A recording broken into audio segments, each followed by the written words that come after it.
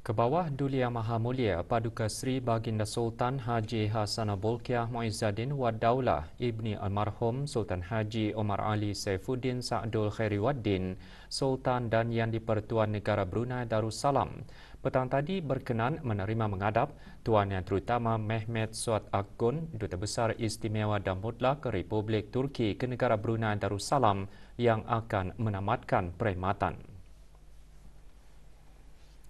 Tuan Yang Terutama telah menyembahkan surat tauliah pelantikan ke hadapan Majlis Kebawah Duli Yang Maha Mulia Paduka Sri Baginda Sultan dan Yang di-Pertuan Negara Brunei Darussalam pada 15 Februari 2017. Majlis menghadap berlangsung di Istana Nurul Iman.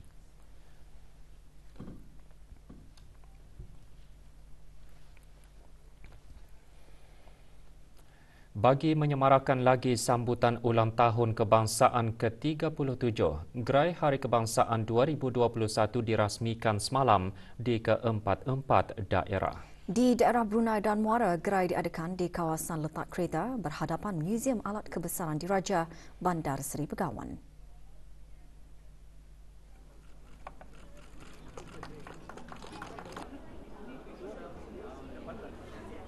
Perasmiannya disempurnakan oleh Yang Berhormat Pihin Orang Kaya Seri Kerna Datuk Seri Setia Dr. Haji Awang Abu Bakar bin Haji Apong, Menteri Hal Ehwal Dalam Negeri.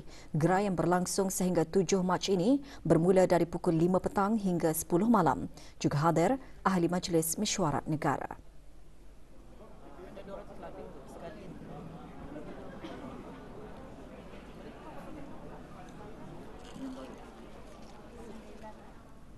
Di daerah Tutong, kawasan lapang berdepanan Hospital Pengiran Muda Mahkota Pengiran Muda Haji Al-Muhtadi Billah Tutong menjadi tumpuan bagi gerai Hari Kebangsaan.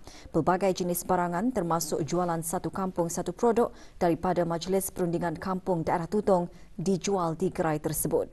Gerai dibuka sehingga 7 Mac ini bermula pukul 2 petang hingga 10 malam.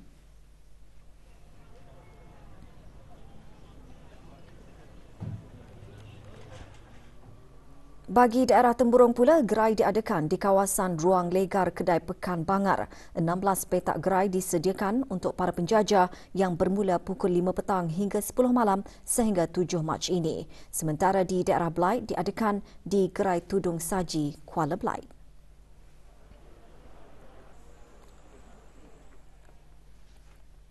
Sebagai pengiktirafan terhadap usaha-usaha pemimpin sekolah dan guru-guru untuk mencapai kecemerlangan dalam peperiksaan penilaian sekolah rendah PSR, petang tadi diadakan majlis penghargaan dan doa kesyukuran bagi guru-guru yang mengajar mata pelajaran PSR dan sekolah-sekolah Arab yang memperolehi keputusan cemerlang dalam peperiksaan PSR tahun lalu. Majlis berlangsung di Sekolah Ukama Arab Menengah Perempuan Raja Isteri Pengiran Ana Hajah Saleha, Kampung Katok. Di majlis ini, Yang Berhormat Pihin Udana Khatib Datuk Paduka Seri Setia Ustaz Haji Awang Badarudin bin Pengarah Datuk Paduka Haji Awang Usman, Menteri Hal Ehwal Ugama, menyampaikan sijil penghargaan kepada 59 orang guru. Sementara itu, 5 buah sekolah Arab menerima geran pendidikan kerana menunjukkan peningkatan peratus pelajar yang mendapat 5A dalam peperiksaan PSR. Sebuah lagi sekolah Arab menerima geran pendidikan setelah mencapai 100% grade A-C dalam peperiksaan PSR 2020. Juga hadir Pengiran Datuk Seri Paduka Haji Bahrom bin Pengiran Haji Bahar, Timbalan Menteri Hal Ehwal Ugama.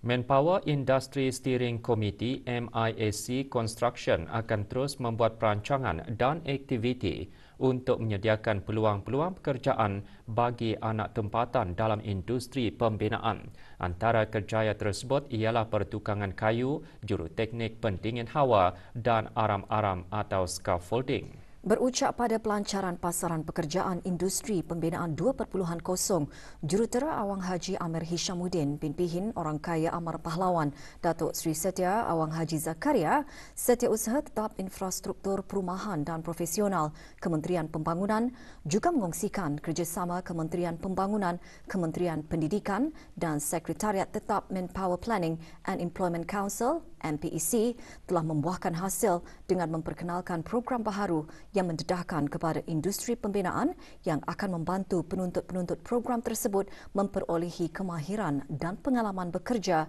dari awal lagi. IBTE Kementerian Pendidikan akan mula memperkenalkan program inovasi yang bertajuk IBTE HN Tech Construction and Drafting Dual TVET Program. Program ini adalah salah satu daripada inisiatif MIC Construction yang mengambungkan keperluan dan feedback dari pihak industri, kehendak dari pihak agensi kerajaan atau regulators kepada penaiktarafan dan pengubahsuaian program-program pembelajaran di institusi pendidikan IBTE. Dan insya-Allah IBTE akan mula membukakan pengambilan dari sedikit masa lagi. Saya difahamkan bahawa intake pertama dirancang akan dimulakan pada tahun ini juga.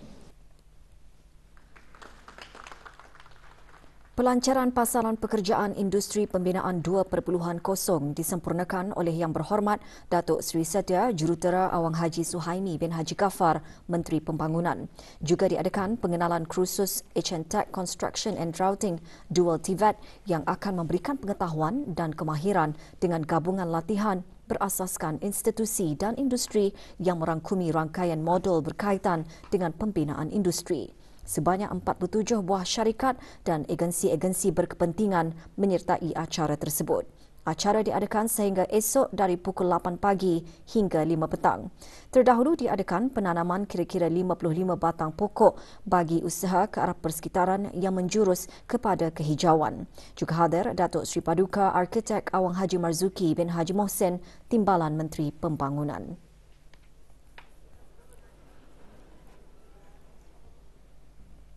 Pasaran pekerjaan industri pembinaan 2.0 memberi peluang kepada anak-anak tempatan khususnya graduan lepasan institusi pendidikan dan pencari kerja secara amnya untuk berinteraksi dengan bakal majikan di dalam industri pembinaan. Lebih 260 kekosongan dalam sektor pembinaan dan juga jawatan-jawatan am yang lain ditawarkan semasa acara tersebut.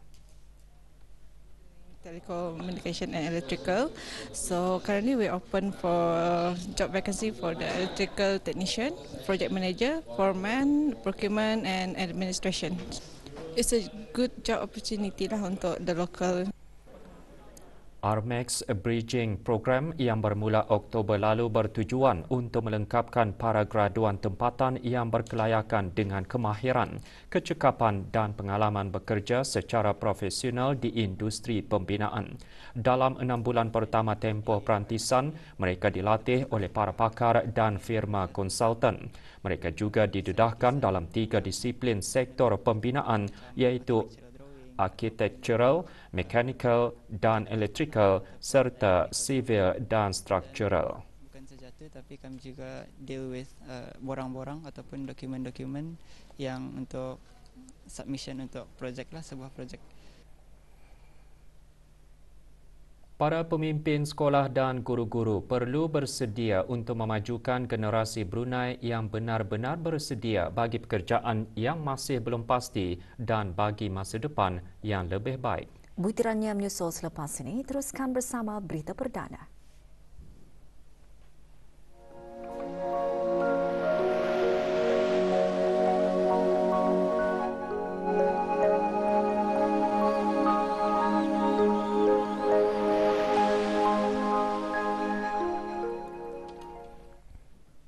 Berikutan lanskap pendidikan yang cepat berubah dan sukar diramal, sekolah-sekolah perlu berupaya memberi tindak balas dan cepat menyesuaikan dengan keadaan. Menurut Menteri Pendidikan, sifat pasaran dan pekerjaan juga berubah dan permintaan bagi tenaga kerja mahir juga semakin meningkat, terutama bagi teknologi-teknologi yang baru muncul.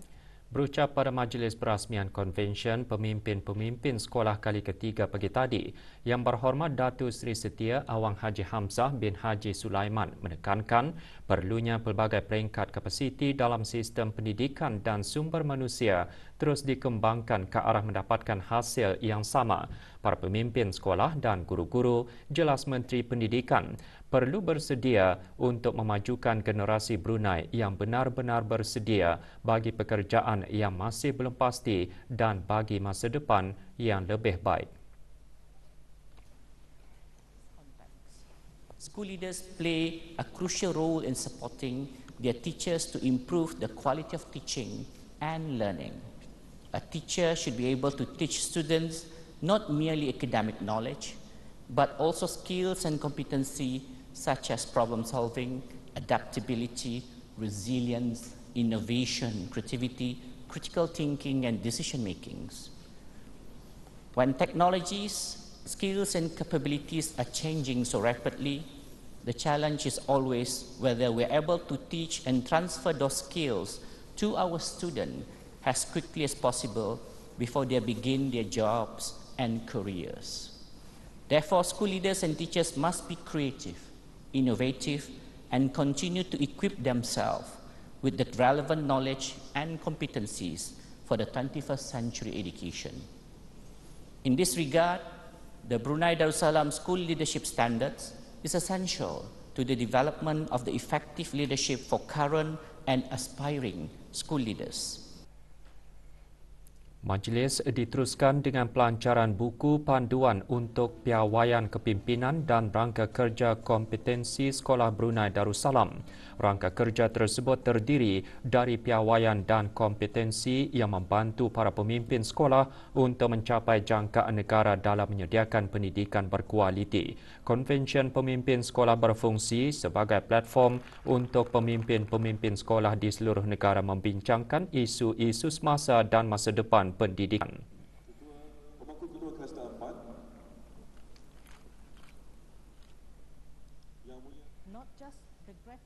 Terdahulu, Dr. Syamsiah Zuraini Kancanawati binti Haji Tajuddin, Setiausaha Tetap Pendidikan Tras Kementerian Pendidikan, dalam ucap tamanya antara lain mengongsikan beberapa pencapaian penting dalam konvensyen tahun ini dengan rangka kerja kompetensi Sekolah Brunei Darussalam telah dilancarkan dan ia menggambarkan komitmen Kementerian Pendidikan dalam menyokong kerja serta pertumbuhan profesional para pemimpin sekolah. Bertemakan pemimpin berkualiti, pendidikan berkualiti. Kira-kira 280 peserta menghadiri konvensyen anjuran Jabatan Pengurusan Pendidik dan Jabatan Sekolah-Sekolah Kementerian Pendidikan. Manakala 170 peserta lagi mengikuti konvensyen tersebut secara maya.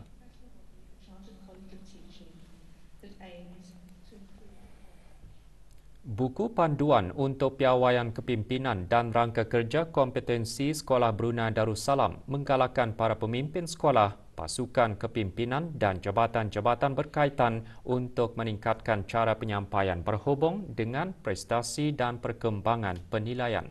Ia adalah bagi mempromosi penilaian diri dan cerminan serta memaklumkan rancangan inisiatif pembangunan kepimpinan di sekolah-sekolah dan di Kementerian Pendidikan.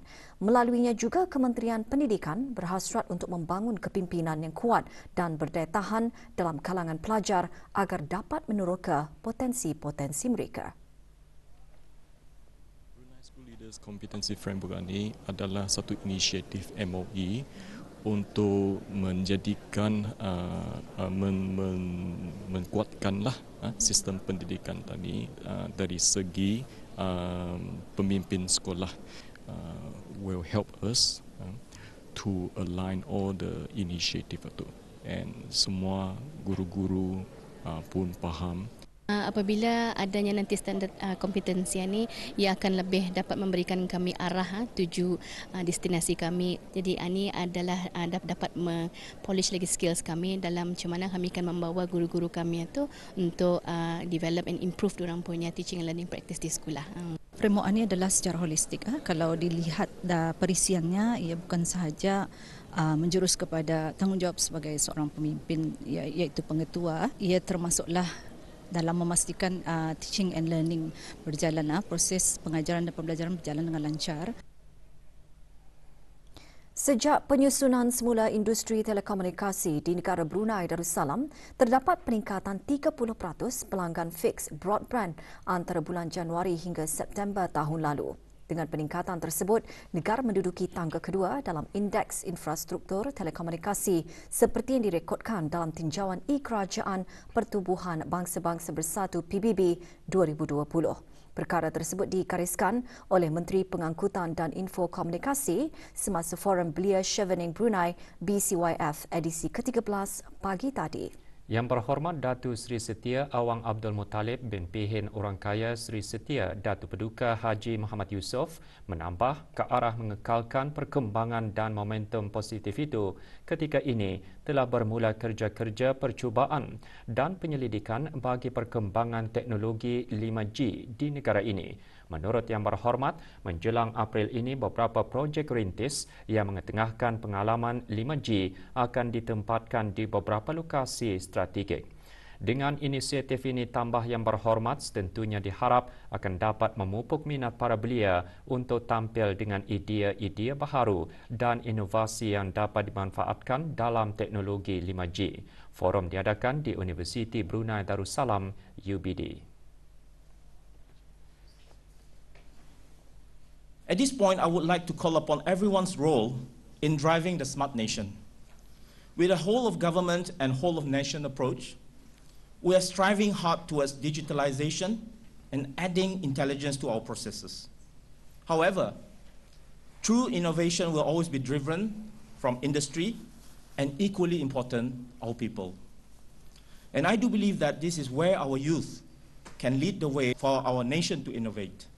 And ladies and gentlemen, as with the rise of any technology and its use for industrial development, there are also misapplications and misuse of technologies.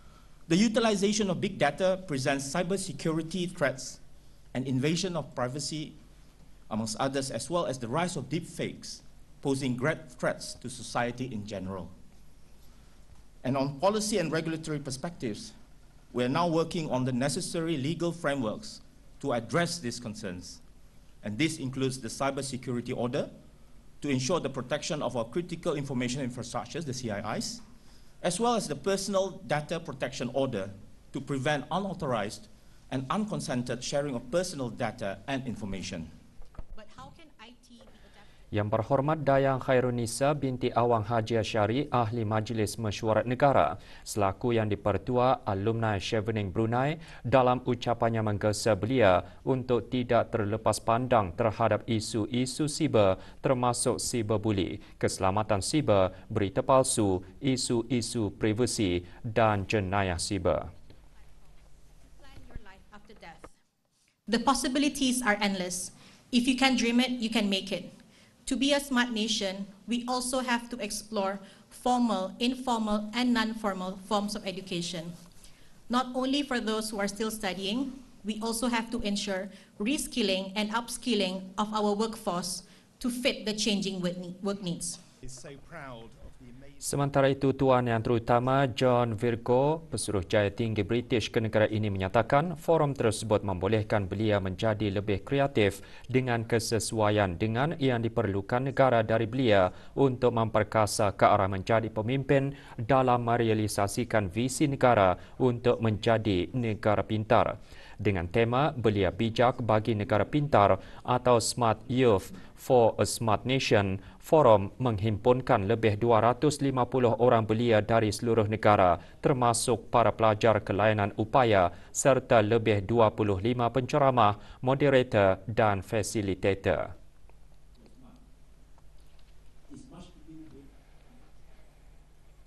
Pusat Pembangunan Belia mampu melahirkan model insan yang kompeten dan mempunyai kebolehpasaran iaitu memperoleh pekerjaan, berkecimpung dalam keusahawanan mahupun melanjutkan pendidikan ke peringkat yang lebih tinggi. Perkara itu ditekankan oleh Pengiran Haji Muhammad Hasnan bin Pengiran Haji Ali Hassan, Setiausaha Tetap Pengurusan Strategi dan Dasar Kementerian Kebudayaan Belia dan Sukan semasa majlis penandatanganan Memorandum Persefahaman MOU antara Kementerian Kebudayaan Belia dan Sukan dengan Livewire Brunei Sendirian Berhad petang tadi.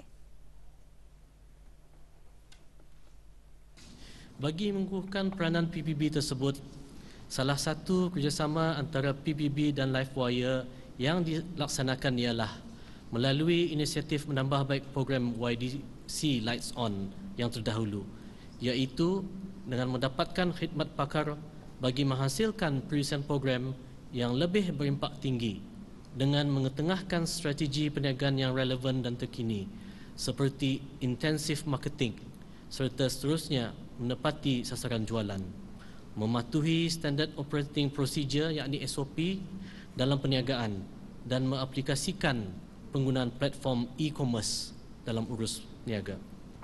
InsyaAllah dengan adanya MOU ini adalah diharapkan para usahawan belia dari program YDC Lights On akan mampu memperoleh dan memanfaatkan ilmu keusahawanan sebagai laluan atau trajektori mereka untuk menyertai program-program keusahawanan anjuran Brunei Shell Petroleum seperti LiveWire Business Awards ataupun program iUsahawan.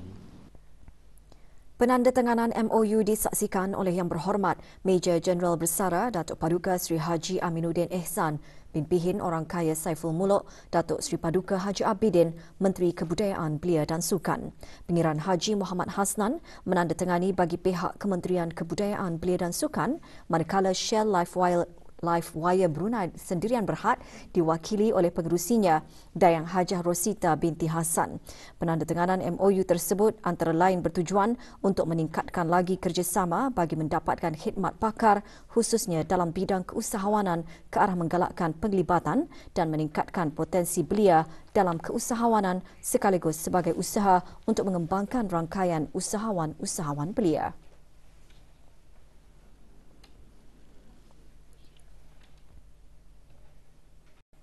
Perkembangan terkini situasi jangkitan COVID-19 di negara Brunei Darussalam. 2 kes aktif masih menerima rawatan di Pusat Pengasingan Kebangsaan dan tiada kes jangkitan baharu dicatatkan hari ini. Dalam siaran akhbar Kementerian Kesihatan mengenai situasi terkini jangkitan COVID-19, jumlah kes jangkitan di negara ini kekal 186 kes, manakala kes sembuh 181 kes. Kes terakhir jangkitan tempatan COVID-19 dilaporkan pada 6 Mei lalu, manakala jumlah kes import sejak kes jangkitan terakhir tempatan dilaporkan sebanyak 45 kes.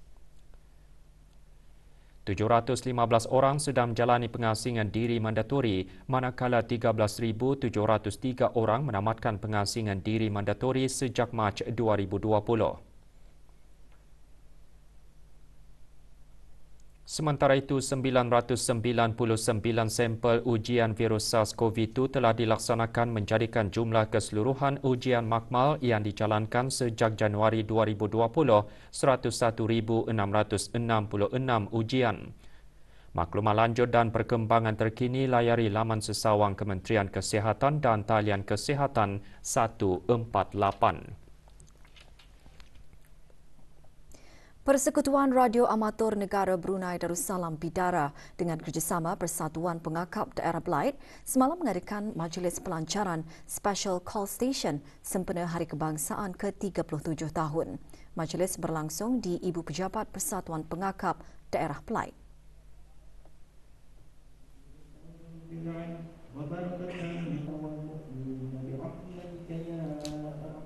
Pelancarannya disempurnakan oleh Yang Berhormat Awang Haji Abdul Hamid bin Haji Momin, Ahli Majlis Mesyuarat Negara.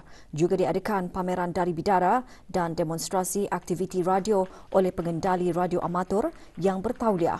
Komunikasi menggunakan radio amatur telah melalui perkembangan teknologi yang begitu pantas dan sistem perhubungan yang dahulunya menggunakan sistem analog juga telah berkembang maju kepada sistem digital.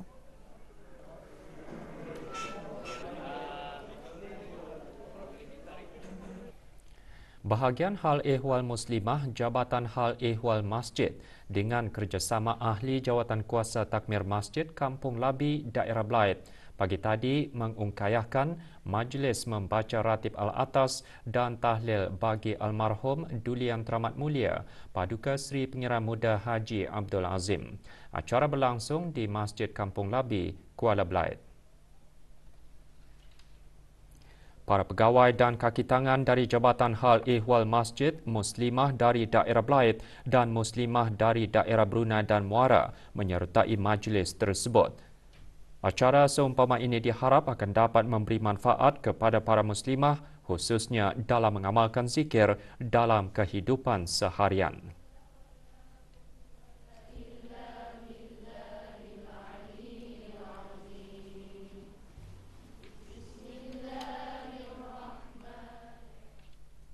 Sumber rujukan negara mengenai Brunei Darussalam seperti bahan cetak dan digital perlu dikumpulkan baik yang diterbitkan dalam negeri maupun luar negeri sesuai dengan apa yang termaktub di dalam Akta Pemeliharaan Buku-buku. Kenyataan tersebut terkandung dalam resolusi seminar memacu sumber rujukan negara Anjuran Persatuan Perpustakaan Negara Brunei Darussalam BLA yang berakhir petang tadi di Dewan Bahasa dan Pustaka Brakas.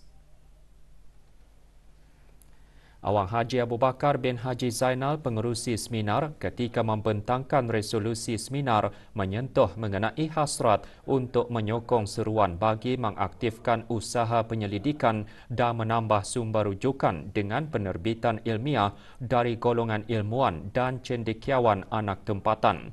Antaranya perlu ada kesedaran mengenai kepentingan peranan perpustakaan dalam meningkatkan aktiviti penyelidikan dan bersetuju bahawa kewujudan BLA adalah penting untuk menyatukan pustakawan, membantu perkembangan perpustakaan sejurus menetapkan standard dan meningkatkan profesion perpustakaan Brunei. Seminar sehari itu merupakan kegiatan yang disusun bagi menyambut ulang tahun BLA yang ke-35. Hadir Yang Berhormat Pengiran Haji Muhammad bin Pengiran Haji Osman alias Osman, Ahli Majlis Mesyuarat Negara. Syarikat-syarikat pembekal plat pendaftaran diingatkan untuk mematuhi pembekalan plat pendaftaran kenderaan mengikut spesifikasi yang telah ditetapkan oleh Jabatan Pengangkutan Darat JPD, Kementerian Pengangkutan dan Info Komunikasi. Pada masa yang sama, pemilik atau pengguna kenderaan juga disarankan untuk menukar plat pendaftaran kenderaan yang rosak atau pudar dengan segera. Peringatan itu dikeluarkan susulan hasil pemantauan JPD yang mendapati masih terdapat beberapa kenderaan yang digunakan di jalan raya dengan keadaan plat kenderaan rosak dan pudar.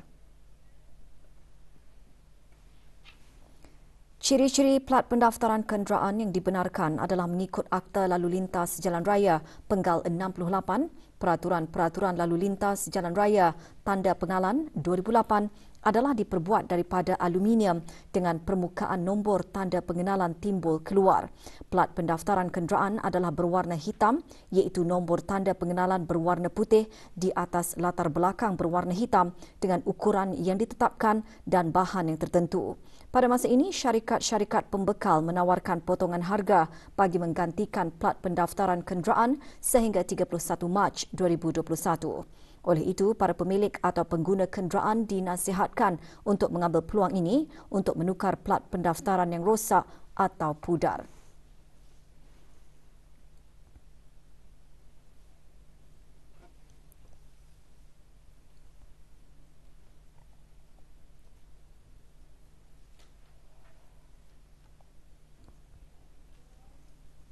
JPD juga boleh mengambil tindakan membatalkan atau menggantung operasi syarikat jika didapati tidak mematuhi peraturan-peraturan pembekalan, pembuatan dan pemasangan plat bilangan pendaftaran kenderaan. Maklumat lanjut hubungi JPD di talian atau email yang tertera.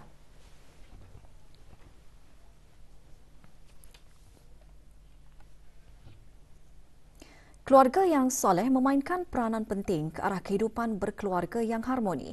Membina keluarga bahagia itu antara intipati ceramah bertajuk Keluarga Soleh Mencalak Generasi Berwawasan semasa kuliah Maghrib yang diadakan di Masjid Rancangan Perumahan Negara Kampung Ratai, Temburong lewat petang kemarin.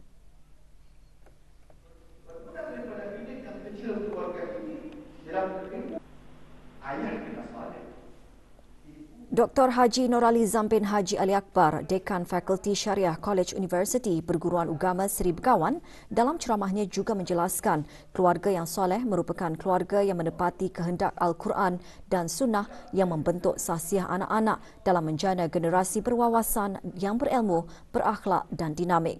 Kuliah Maghrib tersebut dianjurkan oleh College University Perguruan Ugama Seri Begawan melalui Pusat Kajian Fiqh Al-Usrah bersempena sambutan ulang tahun Hari Kebangsaan ke-37.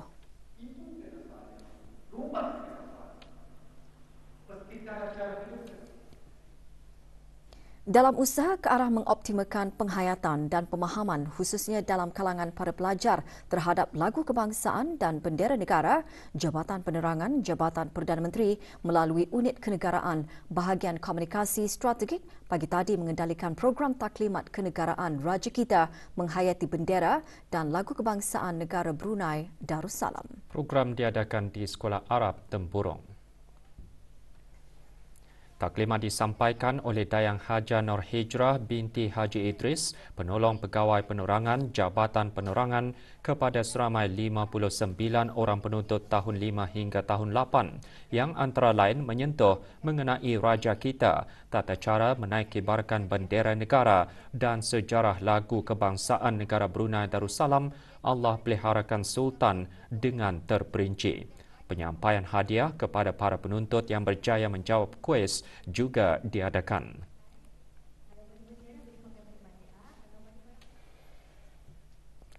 Pasukan polis di Raja Brunei memohon kerjasama dan meminta bantuan untuk mengesan 3 orang pekerja lari dari majikan. 2 lelaki warga negara Bangladesh, Rubil Hossain berumur 39 tahun, pemegang pasport BR 08319333 dan Muhammad Gholam Azam Chowdhury berumur 29 tahun, pemegang pasport EB 04840656. Sebarang maklumat mengenainya hubungi Balai Polis Kuala Belait di talian telefon 333-4324 atau menghubungi talian kecemasan polis 993 atau mana-mana balai polis yang berdekatan. Sementara itu, seorang perempuan warga negara Filipina, Maricel Malto Moreno, 45 tahun, pemegang pasport P0579-459A juga dilaporkan lari dari majikan. Maklumat mengenainya hubungi pasukan polis di Raja Brunei atau Balai Polis Pusat Bandar Seri Begawan di talian 224-2334 dan talian kecemasan polis 993.